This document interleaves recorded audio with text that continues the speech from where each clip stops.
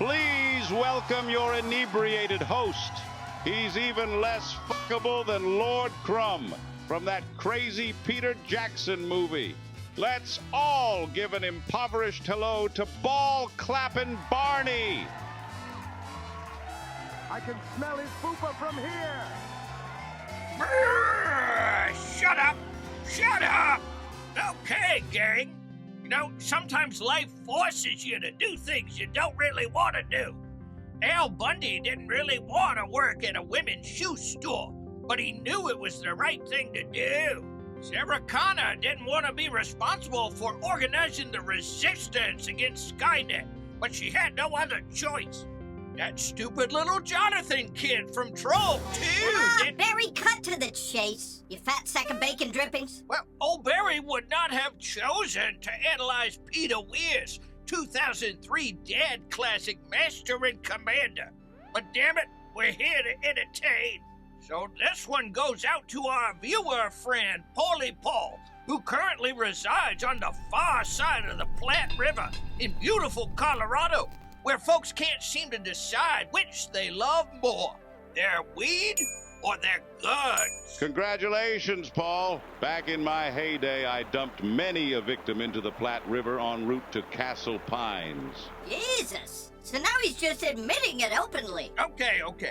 Now, as you probably already know, Master and Commander came out in late 2003, and it just so happens that it was released around the same time as another wildly successful nautical-themed movie, which is one of the more likely reasons why Master and Commander wasn't more popular. You talking about Pirates of the...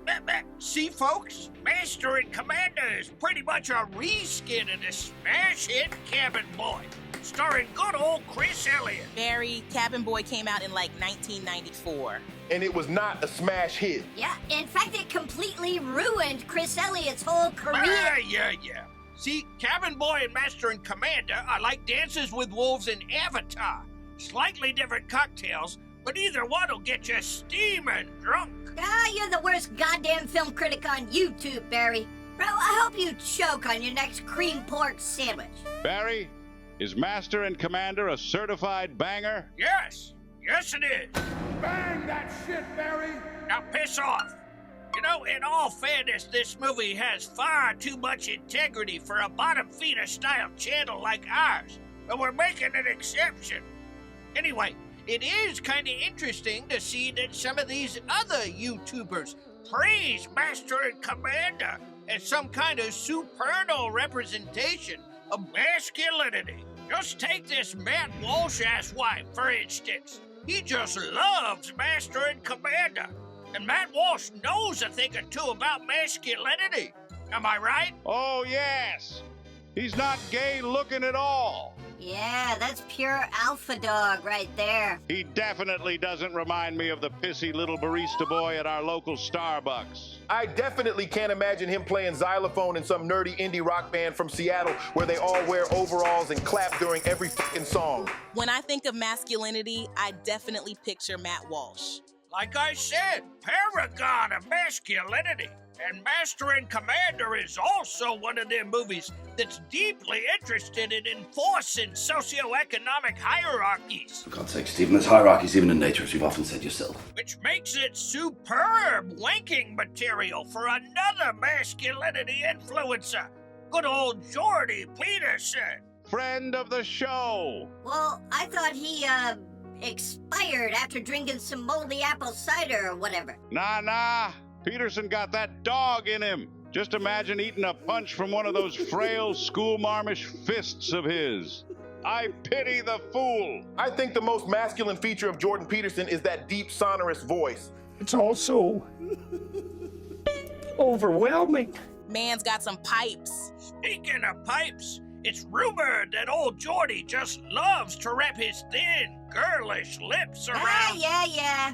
And he loves to play dress up, which is also very masculine. Fine. But the important thing is that when it comes to Master and Commander, these hierarchies are rigidly enforced. We'll see that play out with the Mr. Hollom character. Yes.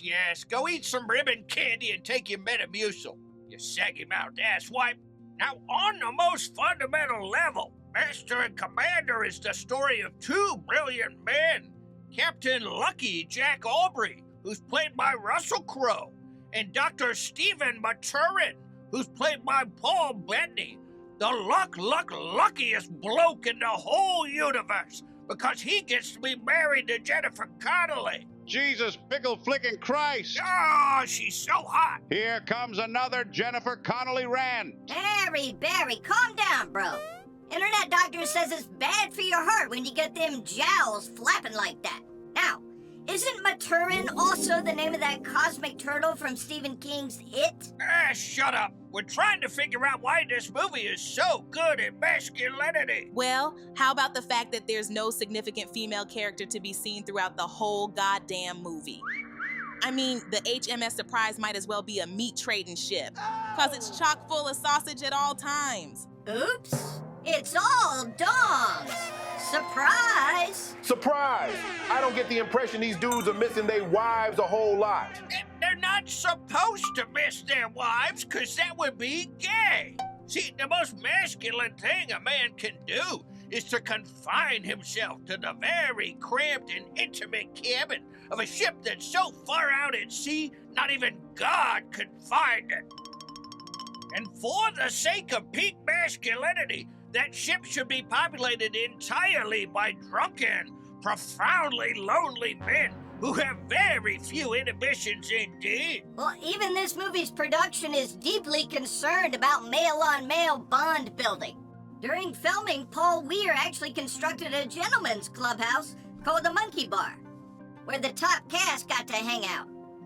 You know? They got to play pool and read Ernest Hemingway and whatever. Yeah, but there were no cell phones allowed and no TV. And no access to the hub. If you catch my drift. We get it. To be honest, that actually sounds kind of cool. I mean, old Barry would prefer a co-ed version of the Monkey Bar. Barry, what difference would it make? Nobody wants to sit on that bloated face of yours. Yeah, but let's get back to the movie, Barry. Because it's not just drunken men who make up the crew of the Surprise. They've also stowed away a few blonde boy children. The word you're looking for is catamites. Jesus, draft-dodging Christ. I guess maybe I don't understand masculinity. And Barry? Time to get paid! Okay, my wretched chuds. This one hits close to home. Thanks to our good friends at Smegman's, we're finally able to expand our line of Bovonics wellness products. We've already shown you our clam water, but if I'm being honest, it's not selling all that well. So say hello to Uncle Bovon's new line of protein-infused water. We're calling it Gushing Grandpa! Barry, he's stroking out again. Bah! I mean, we're calling it Alpha Water! This water's for winners, you chuds! It's a high-protein mouth shot! Yeah, but didn't the Onion just do a somewhat similar bid on hog Shut up, asswipe. We were already well into production when that came out. It's parallel thinking, and I will not tolerate They putting protein in the water? Can't you just eat a slice of ham and drink some iced fucking tea? Shut up, Marco! Uncle Bovon is here to supercharge your bland, boring-ass peasant water with a big load of my proprietary amino acids and trace minerals, especially zinc. Lot of zinc in there. It's time to stop being a sniveling little pussy-wussy and build some muscle mass, you scrub. Our protein water's got everything a growing body needs. Be a meaty man! So are you using whey isolate, or, I mean, what's the source for the... No. You know damn well not to ask that kind of question, Fly. Listen here, Gadfly. There's a reason why Uncle Bovon's been chronically dehydrated for the past 6... That's enough. Wrap it up, Bovon, or I'm calling the cops. Be sure to stir vigorously, folks. Otherwise, it'll form clots and ropes. Cooning like a boss! We got 2 flavors, plain salty and pineapple salty. Yeah, and somehow this ain't even the shadiest product we've shilled. Okay, gang. The promo code is BOVOF. Game on! Yeah, so we can all agree that the HMS Surprise contains a lot of great cock. Yeah, but this is also a movie about obsession. You know, Barry? Kind of like Melville's Moby Dick, a story that tracks Ahab's crippling preoccupation with hunting down that very phallic sperm whale. Bangarang! Call me Ishmael, you land-loving cocksuckers! Yes. See, Master and Commander is adapted loosely from the novels of Patrick O'Brian, and it sets the story within the context of the Napoleonic Wars, when oceanic trade routes staged fearsome marine combat between the British Royal Navy, the Buccaneers, and the privateers. So it's the Brits versus the French? Yes. See, Drinky Crowe Aubrey here is carrying water for the British Royal Navy, and he takes it personally when the French privateer ship Acheron steals upon the HMS Surprise and uses cannon fire to turn it into a wooden colander. Which sets the stage for a riveting cat-and-mouse battle of wits between Aubrey and the captain of the French vessel. And nothing is more masculine than mogging the French. Right, Barry? Freedom fries! Yes, shit-ass, that's right. But it turns out that Captain Jack Aubrey Sparrow, whatever, is quite a scholar of misdirection. And he's got some pretty clever methods for outfoxing the Acheron. Just take this little stunt he pulls during the second confrontation with the Acheron. Old Aubrey gets one of the Catamites, the blonde kids, to set up shop in a sort of decoy ship, which gets set adrift behind the HMS Surprise. He understands that from the Acheron's point of view, this decoy will look just like the stern of the Surprise. Meanwhile, the actual HMS Surprise douses its lanterns and maneuvers into a flanking position. Ooh, that's some cold-blooded seamanship, Barry. Bro, the dad sector of my brain is buzzing. Anybody feel like a trip to Harbor Freight? I'm jonesing. Yes. This movie makes me want to go to Applebee's for a 4 p.m. chicken dinner and then complain that all the food's gotten too ethnic. Ooh, this movie makes me want to flick my bean to Ken Burns documentaries for 14 hours straight. Yes, you're starting to understand. Anyway, Aubrey Crowe's plan fails because of some stupid-ass storm. And allegedly, many of these storm-related sequences are absolutely real. No special effects. Director Peter Weir worked it out so they could shoot during actual storm conditions near Cape Horn. Well, I guess that does seem pretty masculine. Yes, it does. Shit-ass. And to prove how obsessive and masculine he is, Aubrey even themes his foppish little sailor meals around Navy battles with his would-be French beau.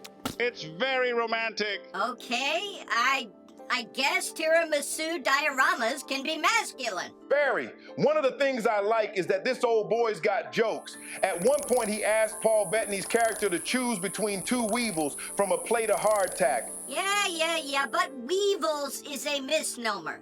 The bugs in the movie are not true weevils. Who gives a shit? I do, you gas-filled cheese log. Look, they're probably somewhere in the Cadell beetle family, but I wouldn't swear on it. See, I normally don't hang out with Cadell beetles because they're fucking racist. Oh, yes, fascinating story. Anyway, we get this classic punchline that's already been spoiled by friend of the show, Rusty. Not to be confused with Rusty Crowe. Different guy. One must always choose the lesser of 2 weevils. Oh, I get it, Barry. Oh, Big Russ is spitting heat. That's worth a couple Netflix specials right there. See? Jack Lucky embodies a pretty decent balance of confidence, wit, and levity, even if he is more than a little obsessive.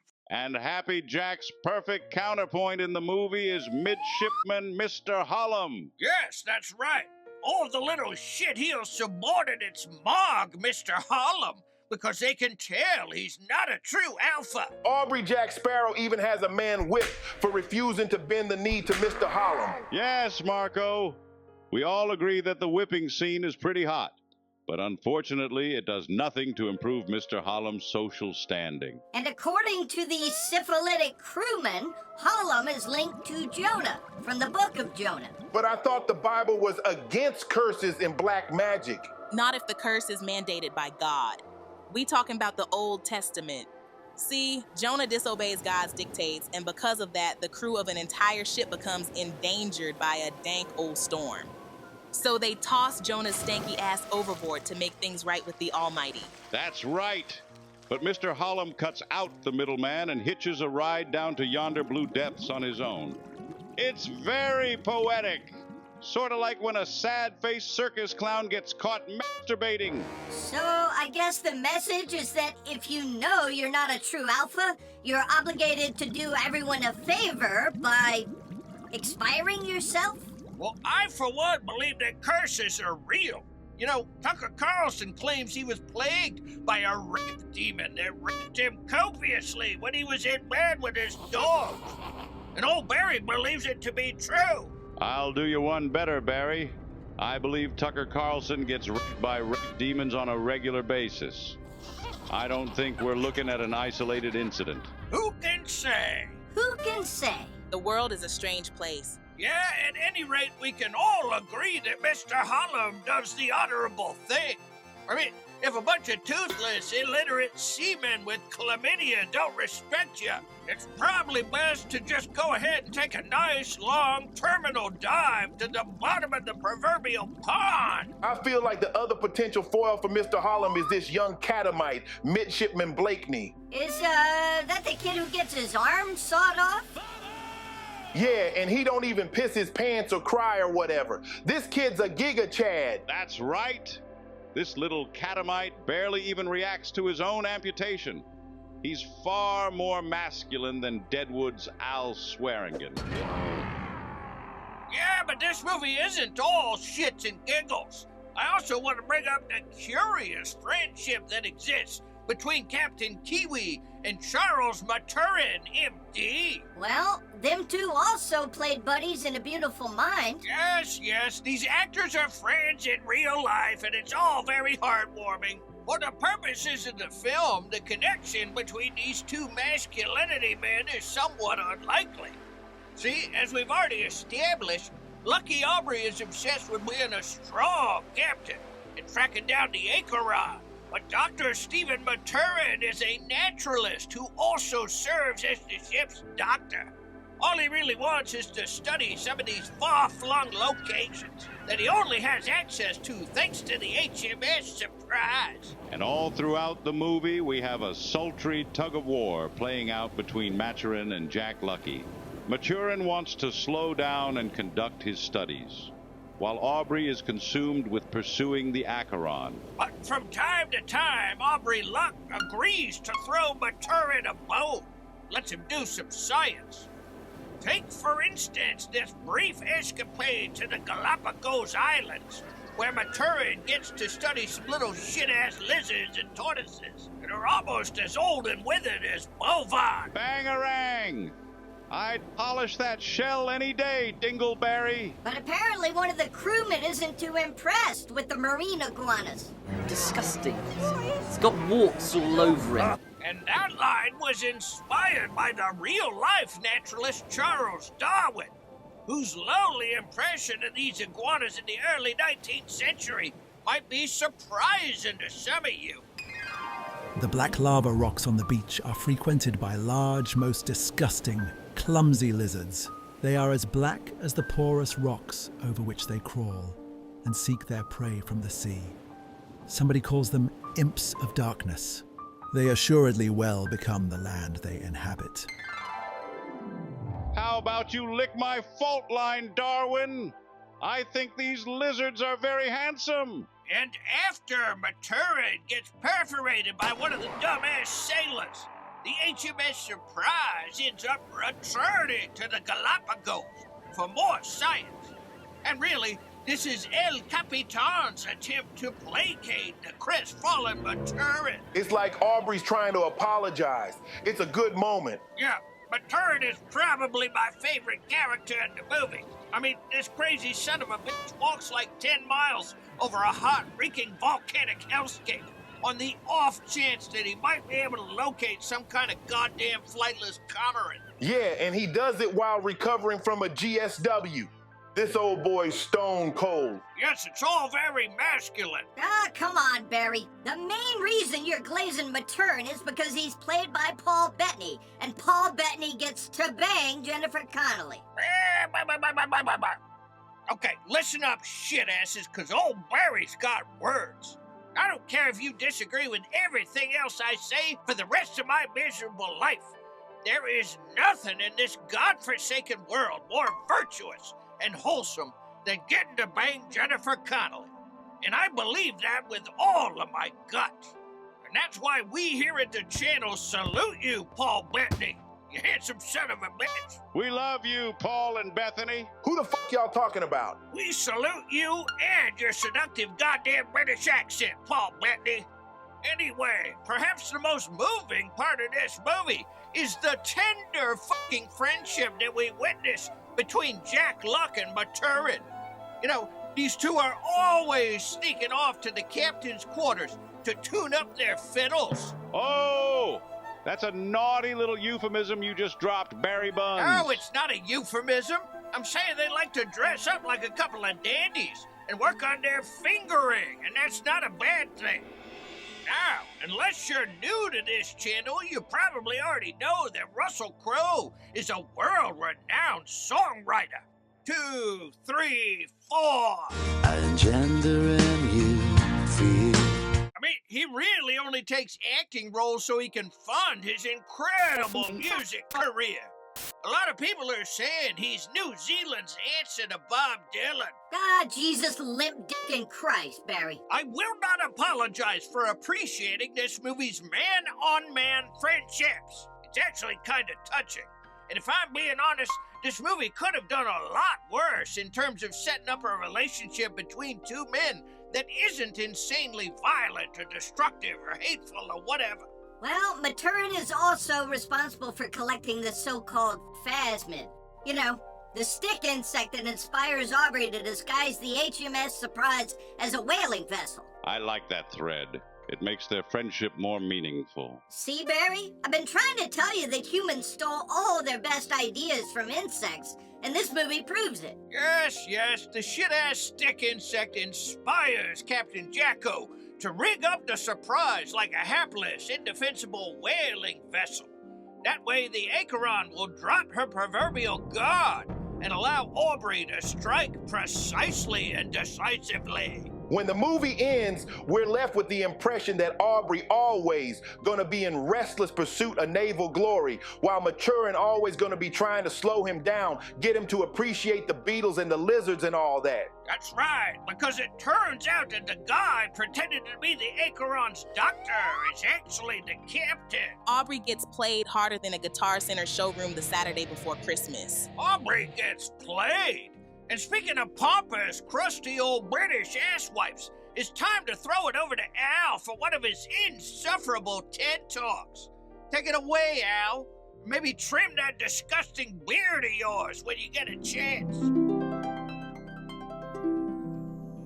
Thank you, Barry. You're looking especially bulbous this evening. How many frozen pizzas have you crammed down that reeking gullet of yours? Go fuck yourself, Al. And be sure to do it tantric style, so it takes 12 hours, you smarmy asswipe. As for Master and Commander, you see, one is tempted to imagine that Captain Aubrey and Dr. Maturin represent a conflict between action and contemplation. But in praxis, life has very little interest in such tidy divisions. Aubrey hears the call of duty with such immediacy that he will chase an enemy to the edge of the known world, while Maturin hears an altogether different call to adventure within the chattering of birds, insects, and unfamiliar creatures of the Galapagos. And yet, you see, neither man can flourish without the other. The captain reminds the doctor that ideas must eventually be lived, and the doctor reminds the captain that victory alone is a rather dull achievement if one ceases to wonder at the world one is defending. Their friendship has an unusual maturity because it asks neither man to become the other. They bicker, disappoint one another, and even interfere with each other's deepest ambitions. And yet, beneath these ideological fault lines, there exists an unlikely compassion, a sort of tenderness. Encapsulated in this friendship is a form of masculinity which has become rather rare, you see. It's not emotional suppression nor sentimental confession, but the quiet confidence that's needed to remain oneself while also making room for another way of being. The sea itself becomes the perfect instructor for a healthy pro-social relationship with one's compatriots. A ship like the HMS Surprise hosts an entire colony of irregulars, roughnecks, runagates, and rakes, each of them perpetuating different ambitions, different fears, different perspectives, divided by subjectivity, yet joined together in a common journey. Similarly, Aubrey and Maturin can only make their music as a collective effort. Left in isolation, either man is insufficient to the task. As we all understand, Aubrey is too preoccupied with conquest and rigid chains of command, while Maturin is too preoccupied with analyzing fish livers and lizard dung and what have you. What these two seem to recognize is that wisdom lies in the tension between their seemingly antithetical qualities, and it is this invisible harmony that grants an unlikely buoyancy to their friendship. And speaking of buoyancy, let's throw it back to big-bellied Barry and his bombastic bubble butt. Okay, folks, it's just like Al said. This movie convinced thousands of poorly educated millennial boys to join the Navy or whatever. I don't know. I wasn't really listening. But I think we can all agree that the main difference between Master and Commander and Cabin Boy is that, hey, I know you people love to complain about Cabin Boy, but at least Chris Elliott's character gets laid. These pipes are clean! Yeah, bro. I mean, Nathaniel actually gets a fair amount of pussy. Well, Aubrey sure don't. Aubrey's in the no fucking section for sure. Hang on. You saying Cabin Boy is more masculine than Master and Commander? I don't know. Old Barry's getting kind of sleepy, and the whole subject just confuses me at this point. Well, Barry, what advice do you have for young men who are struggling to find their way? I guess my advice to the fellas is, be a man. Pay for sex. Pay for sex. That's your advice. Yes, pay for sex. It's the right thing to do. Barry, what's that got to do with Master and Command? Pay for sex and learn how to change a car tire. That's it. The rest is really just fine-tuning. But we all agree that Cabin Boy has the more attractive animals, right? Yeah, that's it for now, lowlifes. Tune in next time. We're gonna take Alka-Seltzers like they're suppositories. See if the clip goes viral. And then Marco's gonna tell us about a time he snorted some truly wicked rails with Willie Boy over there in the parking lot of the Comic-Con. Yeah, okay. Great story, Barry. And now, call me the Acheron. Woo, Now don't baby. you dare even try it. Smoke shears arising. Fire! Oh, dirty Christ, I'm still alive. Ha! You missed him, you little piss fly. Whoopsie. My God! You can't shoot worth a drizzling shit. Now, remember what I said. You gotta pay for sex. Deep water, senseless denial. I went down like a rag doll, as you would, child. Out there past men's knowing, where whales ferry their vast souls through the black and seamless sea. I am tormented with an everlasting itch for things remote. I love to sail forbidden seas and land on barbarous coasts. My island seemed to be a sort of cloud dump. All the hemisphere's leftover clouds arrived and hung above the craters. Their parched throats were hot to touch.